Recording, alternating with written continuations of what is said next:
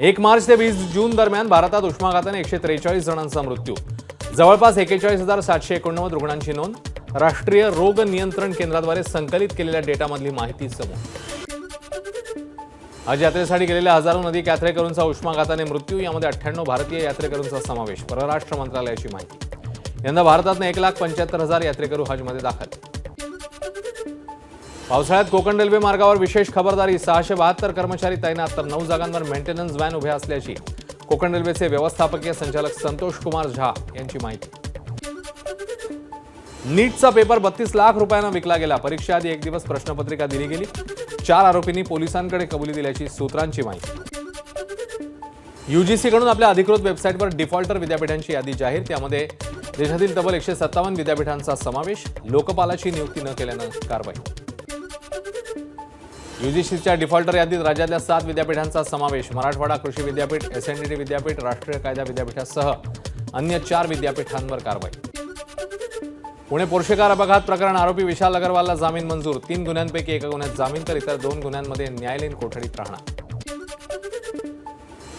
अभिषेक घोसाळकर प्रकरणातील CCTV footage तपासणार, आरोपपत्रासह CCTV footage आणि सीडीआर हायकोर्टात सादर करण्याचे मुंबई पोलिसांना निर्देश. 8 फेब्रुवारीला मॉरिस नावाच्या व्यक्तीने केली होती घोसाळकरांची हत्या. कोरेगाव भीमा हिंसाचार प्रकरणी आरोपी महेश राऊतला सर्वोच्च न्यायालयाचा अंतरिम जामीन मंजूर. 26 जून ते 10 जुलै या कालावधीसाठी जामीन. आजीच्या अंत्यसंस्काराला उपस्थित राहणार. गृहनिर्माण सोसायटी निवडणुकीसंदर्भात हायकोर्टाचा मोठा निर्णय.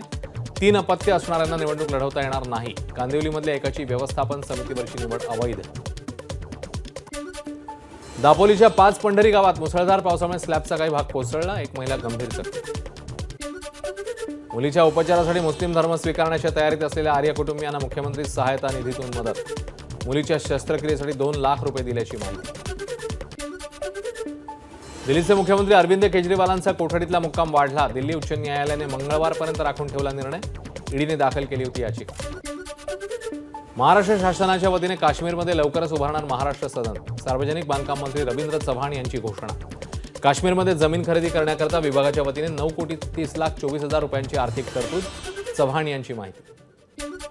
ओडिशामध्ये झालेल्या देशपातळीवरील फेन्सिंग चॅम्पियनशिपमध्ये छत्रपती संभाजीनगरच्या स्वरा वानखेडेला सुवर्ण.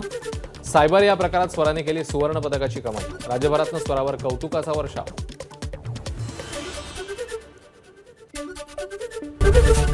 एबीपी माझा, उघडा डोळे बघा नीट.